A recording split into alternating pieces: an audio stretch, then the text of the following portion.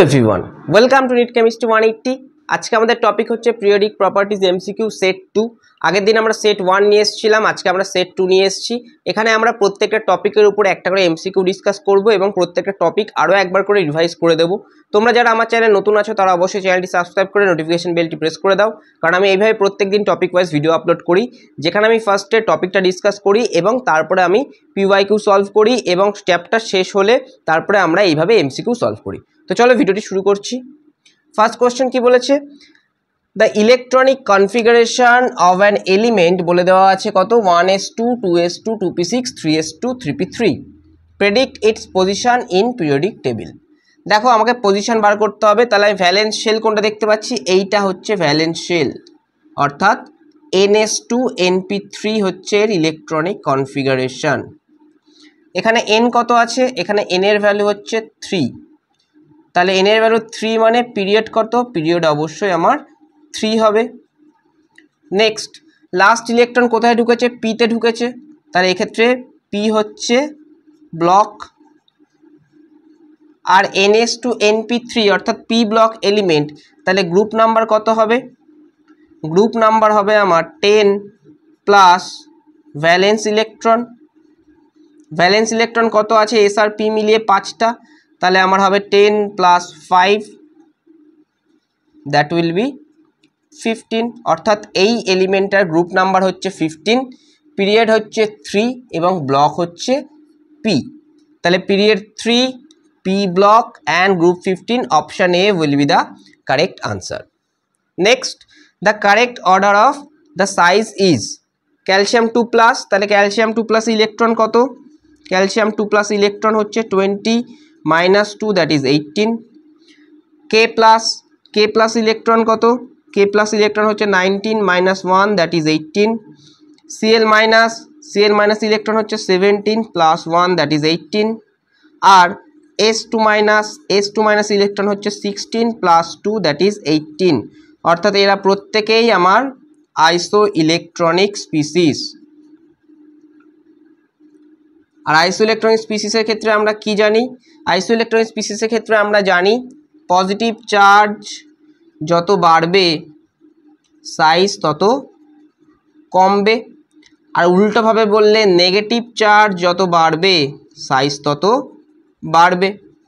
তাহলে এক্ষেত্রে দেখো পজিটিভ চার্জ যত বেশি সাইজ তত কম এবং নেগেটিভ চার্জ যত বেশি সাইজ তত বেশি। তাহলে সব থেকে হাইয়েস্ট সাইজ কার হবে, সব থেকে হাইয়েস্ট সাইজ হবে S2 মাইনাস, তারপরে হবে Cl মাইনাস, তারপরে হবে K প্লাস এবং তারপরে হবে Ca2+, কারণ পজিটিভ চার্জ থেকে নেগেটিভ চার্জ থেকে পজিটিভ চার্জের দিকে আমার ইনক্রিজ যত হবে সাইজ তত ডিক্রিজ হবে। এই দেখো এখানে অপশান সিতে আছে S2 minus, Cl minus, K plus and Ca2+। Next which of the following oxide is neutral. তো আমরা জানি নিউট্রাল অক্সাইডের 3টে এক্সাম্পল আছে, একটা হচ্ছে CO, একটা N2O আর একটা NO। যারা জানো না তারা আমার নেচার অফ অক্সাইডস ভিডিওতে দেখতে পারো, পিরিয়ডিক প্রপার্টিস প্লেলিস্টে কিন্তু দেওয়া আছে। এই তিনটের মধ্যে কোনটা আছে, এখানে দেখো CO আছে, তো this will be the answer. এর মধ্যে বাকিগুলো যদি দেখি, SiO2 কি, SiO2 হচ্ছে অ্যাসিডিক। GeO2 কি, GeO2 অ্যাসিডিক। আর একটা অপশান কি আছে SnO2, SnO2 হচ্ছে অ্যাম্ফোটেরিক, মানে both acidic and basic property SnO2 show করে। তো এই হচ্ছে আমাদের নিউট্রাল অক্সাইড। তো এই পর্যন্ত করার পরে আমরা বাকি যে টপিকগুলো আছে অর্থাৎ ionisation energy, electron gain enthalpy, electronegativity, সেইগুলোর উপরও কিছু এমসিকিউ দেখে নেব। এর পার্টের কিছু এমসিকিউ আমরা দেখে নেব। দেখো কোশ্চেন নাম্বার 4 কি বলছে, for carbon, nitrogen, oxygen and fluorine which of the following orders is correct for ionisation potential. তো কার্বন, নাইট্রোজেন, অক্সিজেন, ফ্লুরিন এরা প্রত্যেকেই পিরিয়ড 2 এর এলিমেন্ট। এদের যদি পরপর বসাই তাহলে প্রথমে আমার আসে কার্বন, তারপর আসে আমার নাইট্রোজেন, তারপরে আসে অক্সিজেন, তারপর আসে fluorine. Now across the period আমার ইনক্রিজ হয়, তাহলে এখানে হাইয়েস্ট কে হবে, হাইয়েস্ট অবশ্যই হবে ফ্লুরিন। তারপরে কে আসবে, দেখো অক্সিজেন আর নাইট্রোজেনের মধ্যে নাইট্রোজেনের কি থাকে 2s2 2p3 half field shell থাকে, তার জন্য এখানে কি হয় মোর স্টেবিলিটি পাই দেন অক্সিজেন, কারণ অক্সিজেন আছে 2s2 2p4, এটা আমাদের এক্সেপশনের মধ্যে পড়ে আমরা পড়েছিলাম। তাহলে এটা যেহেতু হাফ ফিল্ড তাহলে মোর স্টেবল, তো নাইট্রোজেন থেকে ইলেকট্রন বার করতে আমাদের বেশি এনার্জি দিতে হবে, তাহলে IE of nitrogen will be higher than IE of oxygen. তাহলে নাইট্রোজেন আর অক্সিজেনের মধ্যে কী হবে, নাইট্রোজেন উইল বি হায়ার, তারপরে আসবে অক্সিজেন এবং তারপরে আসবে কার্বন। তাহলে ফ্লুরিন নাইট্রোজেন, ফ্লুরিন হচ্ছে না, তাহলে fluorine nitrogen oxygen carbon, option C will be the correct answer. Next আমাদের the first ionization potential of beryllium and boron respectively আর ইন ইলেকট্রন ভোল্ট। বেরিলিয়াম আর বোরন যদি দেখি, দেখো বেরিলিয়াম আর বোরন পাশাপাশি আছে, অ্যাক্রস দ্য পিরিয়ড ইনক্রিজ হওয়ার কথা, কিন্তু বেরিলিয়ামের ইলেকট্রনিক কনফিগারেশন কি 2s2 আর বোরনের কি 2s2 2p1। তাহলে এইটা কি ফুলফিল্ড, এইটা যদি ফুলফিল্ড হয় তাহলে ফুলফিল্ড হলে কী হবে, মোর স্টেবল হবে। মোর স্টেবল যদি হয় তাহলে এর থেকে ইলেকট্রন বার করতে আমাকে বেশি এনার্জি দিতে হবে, so ionisation energy will be higher. তাহলে হায়ার কার হবে, higher will be for beryllium. তাহলে বেরিলিয়াম আর বোরন কী হবে, পরপর দুটো ডিক্রিজিং ভ্যালু, দেখো এখানে দুটো ডিক্রিজিং ভ্যালু পাচ্ছি, এখানে দুটো সেম ভ্যালু পাচ্ছি, তো এটা হবে না। এখানে ইনক্রিজিং ভ্যালু পাচ্ছি, এটা হবে না। এখানেও ডিক্রিজিং ভ্যালু পাচ্ছি, বাট এখানে কি হবে, এখানে গ্যাপটা অনেকটা হায়ার হবে, কারণ এখানে কি হবে বেশি এনার্জি লাগবে, এখানে দেখো গ্যাপটা অনেক কম, এখানে গ্যাপটা অনেকটা হায়ার, তো option A will be the correct answer. Next the correct order of electron affinity fluorine chlorine bromine, এরা প্রত্যেকেই group 17 element, fluorine chlorine bromine. এবার ইলেকট্রন অ্যাফিনিটি কি হয়, ইলেকট্রন অ্যাফিনিটি